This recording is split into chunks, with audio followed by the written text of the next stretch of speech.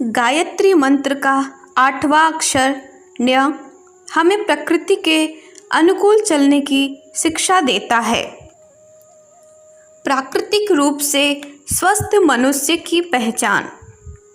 प्रकृति ने मनुष्य को विश्व का सबसे सुंदर, शारीरिक, मानसिक, आध्यात्मिक शक्तियों से संपन्न, स्वस्थ, सशक्त, सुडौल, दीर्घजीवी प्राणी बनाया है।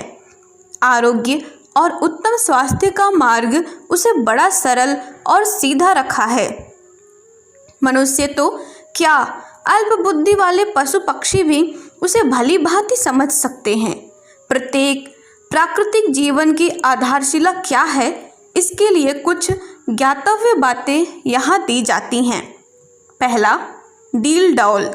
स्वस्थ मनुष्य का आकार संतुलित होना चाहिए।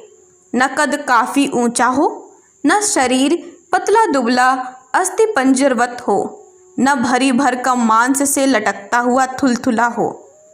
प्रत्येक संतुलित रूप से प्रत्येक अंग विकसित हो। शरीर की मशीन का प्रत्येक कलपुर्जा ठीक काम करता हो।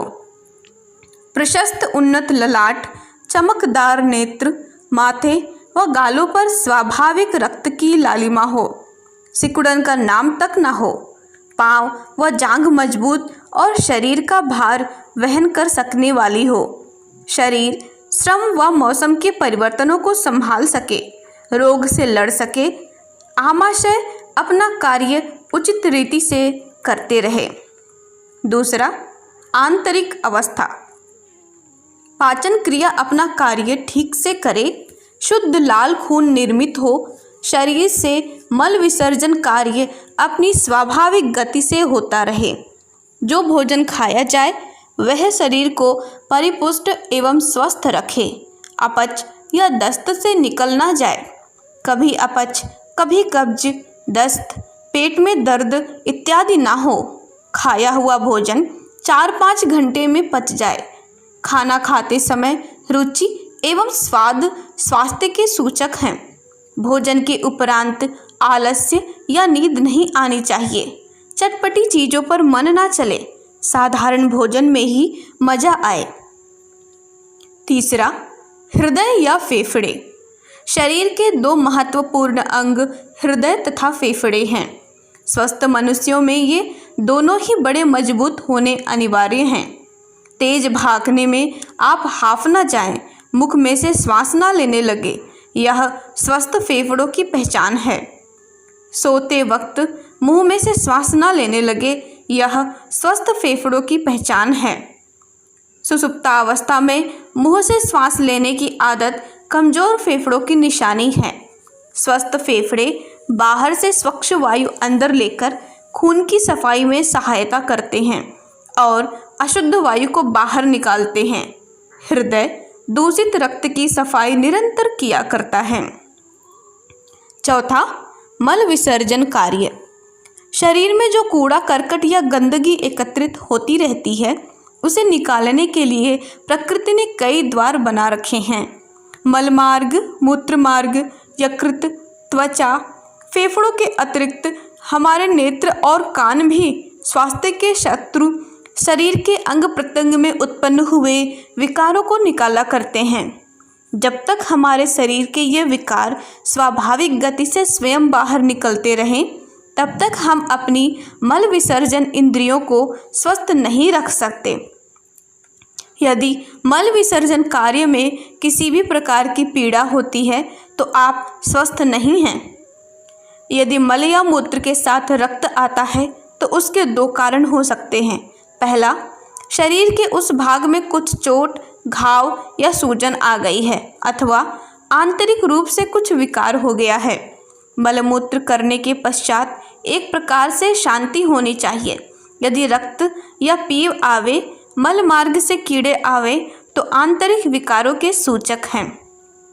5वां, मानसिक स्थिति। स्वस्थ मनुष्य मधुर, तृप्त और उत्साही होता है। चिंताएं उसे नहीं सताती।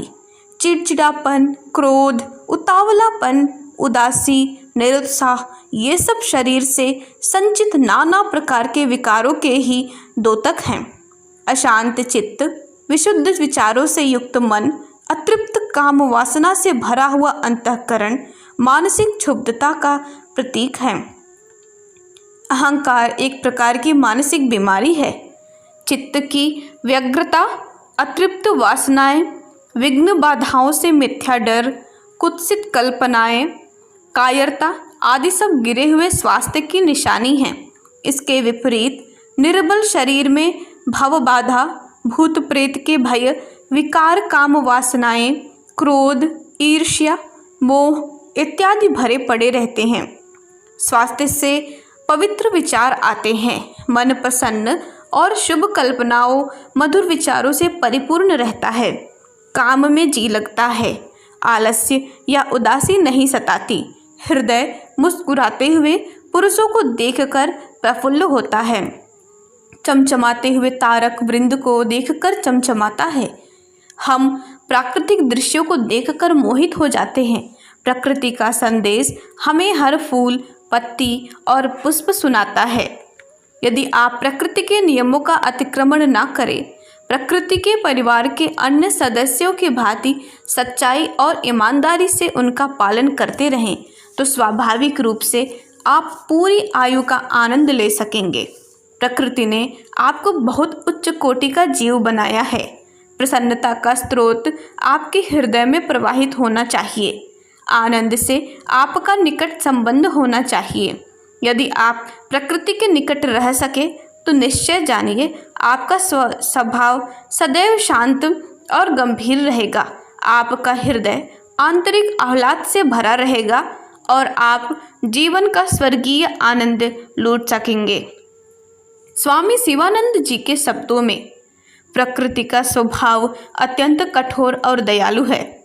वह अत्यंत न्यायप्रिय है। वह न्याय में क्षमा नहीं करना जानती। सदाचारियों के लिए प्रकृति परम प्यारी माता है और दुराचारियों के लिए वह पूरी राक्षसी है। वह स्वयं राक्षसी कदापि नहीं है। वह परम दयालु जगत माता है। केवल दुराचारियों को, जो कि प्रकृति के नियम तोड़कर अस्वाभाविक जीवन व्यतीत करते हैं, उन्हें ही वह राक्षसी प्रतीत होती है। दंड में भी प्रकृति हमें सुधारने का काम करती है। ठोकर खाने पर भी मनुष्य सावधान होता है। आज दवाई का इतना प्रचार हमारे अप्राकृतिक जीवन का द्योतक है। पहले तो हम प्रकृति के नियमों को तोड़ते हैं। जब प्रकृति हमें रोग के रूप में सजा देती है तो हम तरह तरह की दवाइयाँ खाते हैं। इस प्रकार क्या युवक और क्या युवतियाँ रसातल के मार्ग में जा रहे हैं। गुप्त रोगों, मूत्र रोगों की संख्या दिन प्रतिदिन वृद्धि पर है। हमारा भोजन अप्राकृतिक हो चला है। हमारी रहायश अस्वाभाविक हो चली है। हम दिन में सोते, रात में सिनेमा देखते, होटलों में मज़ेदारियाँ करते फिरते हैं, अप्राकृतिक रोशनी में पढ़ते लिखते हैं और असमय ही नेत्र रोगों से पीड़ित हो जाते हैं। अति गर्म चाय और अति शीतल बर्फदार शरबत या सोडा लेमन पीकर हम दांत के रोगों के शिकार बनते हैं। आज के 90% फैशन परस्त नवयुवक नेत्र और दंत रोगों से पीड़ित हैं। अस्वाभाविक मैथुन, व्यभिचार के चक्कर में फंसे हुए नवयुवकों की संख्या का पता हमें गुप्त रोगों के बढ़ते हुए विज्ञापनों और चिकित्सकों से लगता है। कलकत्ता शहर की गली गली में ही इसका इलाज होता है।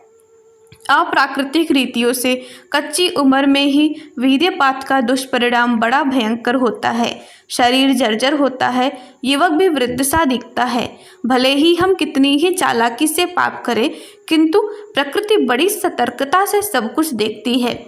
उसके दरबार में माफ़ी नहीं है। क्या बड़ा क्या छोटा, सभी को वह दंड देती है। उसकी आंखों को धोखा नहीं दिया जा सकता।